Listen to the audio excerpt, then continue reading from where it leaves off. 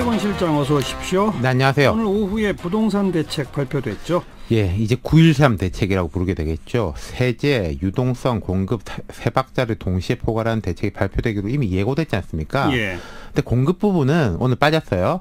빠진 이유가 그 민주당 신창현 의원이 경기도 택지 후보 지역 유출한 사건이 있었지 않습니까? 네. 그것하고 이제 서울시하고 국토부가 지금 그린벨트 문제로 협의를 계속하고 있는 것 같아요. 예, 예. 그래서 21일 날 따로 발표한다고 합니다. 오늘은 그러면 세제하고 유동성? 대출, 예, 그렇죠. 그런 부분이 중점적으로 나온 거죠. 핵심이 그렇습니다. 핵심이 종부세죠?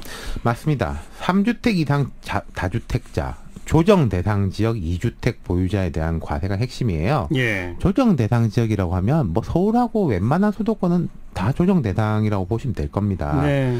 애초에 정부에서는 3주택 이상 보유자에 대해서만 추가 과세하자. 왜냐하면 이제 2주택자는 피치 못해가지고 2주택을 갖는 사람들이 있다. 이런 논리들이 있거든요. 하지만 수정안에서는 조정 대상 지역의 2주택 보유자한테도 추가 과세하는 쪽으로 방향을 틀었습니다. 예. 그리고 요즘 서울 집값 웬만하면 10억 넘는다는데 그런 1주택자도 종부세가 올라가나요? 그러니까 고가주택은 될 거예요. 제가 좀 설명을 드릴 텐데 예. 한 15억까지는 안 내거나 거의 내더라도 조금 내고 한 20억 이상 가면은 꽤 내게 될 것 같습니다. 그러니까 예. 이제 2주택하고 고가 1주택에 대한 세율이 오르는데 과표 3억에서 6억 구간을 신설해가지고 3억원 초과 구간 세율을 0.2, 0.7%포인트 인상하는데요. 이 과표 3억이라는 게 집값 3억이 아니라 한 시가로 한 18억 정도 되면은 과표가 3억 정도 될 겁니다. 그러니까 시가, 공시가격, 공정시장 가격 등 여러 용어가 섞여서 혼란스러운데 일단 종부세는 어떻게 하는가 하니 주택의 공시가격에서 6억을 빼고 거기서부터 시작하는 거거든요. 근데 공시가격이 지금 시가의 한 50에서 60% 돼요. 점점 맞아요. 앞으로 올릴 거지만은. 맞아요. 그럼 제가 가정에서 한번 말씀드려 보면은 시가가 12억인데 공시가격이 7억이다. 그럼 6억을 제외한 1억 원이 종부세 부과를 위한 기초금액이 되는 거죠. 예. 근데 이것도 1주택자는 기준이 9억입니다. 9억 이상부터? 그렇죠. 공시가격 9억. 그럼 한 15억, 16억 이렇게 될 거라는 거죠. 예. 다주택자도 1억에 대해서 그대로 적용하는 게 아니라 여기다 공정시장 가액 비율이라는 걸 곱합니다. 이게 현재 80%니까 그럼 8천만 원이 되는 거죠. 네. 이게 실제 세율이 적용되는 과세 표준 금액입니다. 그러니까 여기다가 0.5%다, 0.3%다, 1%다 이렇게 되는 거죠. 이 공정시장 가액 비율이라는 것은 세금 깎아주려고 한 거잖아요. 그렇죠. 공제하는 거죠. 공제. 이걸 이제 앞으로는 80이 아니라 100%까지 올린다는 얘기가 있죠. 예. 그러면은 이제 한 18억 이렇게 되면은 종부세 금액이 한 40만 원 정도 되지 않을까 연간. 예. 이건 추계입니다. 동네마다 조금씩 다르고 이럴 건데요. 예. 물론 이제 1주택자는 해당이 없거나 초소액이고.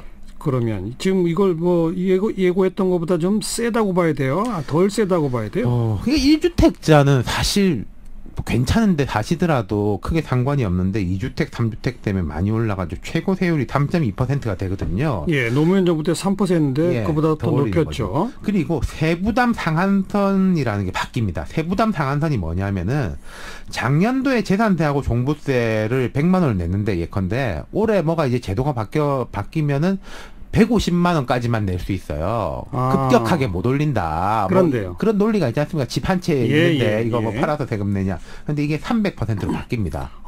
굉장히 많이 올라가네요. 경우에 이건. 따라서 세금이 3배로 뛸 수도 있다는 거죠. 그러네요. 그리고 이 종부세는 기존의 재산세랑은 별도고요. 별도죠. 예.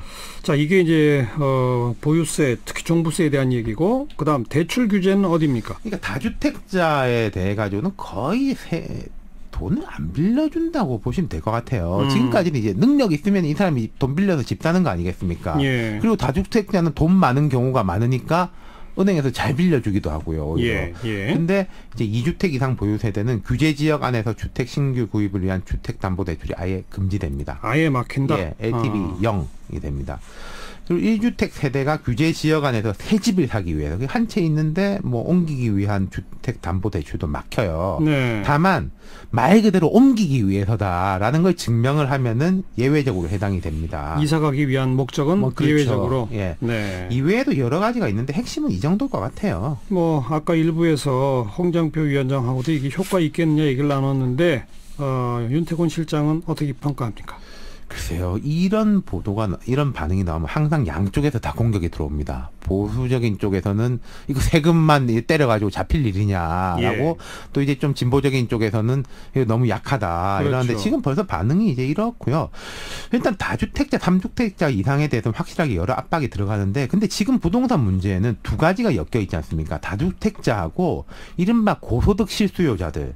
괜찮은 직장 다니는 사람이 뭐 직주 근접해서 직장 가까이에 서울 시내 집 사겠다. 실제로 이런 수요들이 꽤 있다는 거 아니겠습니까? 그렇죠. 그럼 그 부분에 대해 가지고 어떻게 할 거냐? 그럼 그 사람들한테 계속 뭐 집 못 사고 전세 살으라고 할 거냐? 아니 그러니까 다주택자에 대한 그 세금 압박을 통해서 그들이 매물을 내놓도록 내놓게 한다. 그런 거죠. 근데 이제 LTV가 또 묶이니까 그 사람들한테도 이제 대출이 약하게 된다 이런 건데 결국 이런 것 같습니다. 이 대책이 효과를 발휘한다면요. 거래 절벽이 아니라 거래가 활발해져야 됩니다. 방금 말씀하신 대로 매물이 많이 나와가지고 맞아요. 매수인 우위로 돌아서야 집값이 떨어지는 거 아니겠습니까? 그러니까요. 그건 조금 지켜봐야 될 것 같고 또 21일에 그 공급 확대 대책이 어떻게 나오는지까지서 봐야지 종합적인 반응이 나오지 않을까 싶습니다. 네, 여기까지 수고하셨어요. 감사합니다. 윤태곤 실장이었습니다.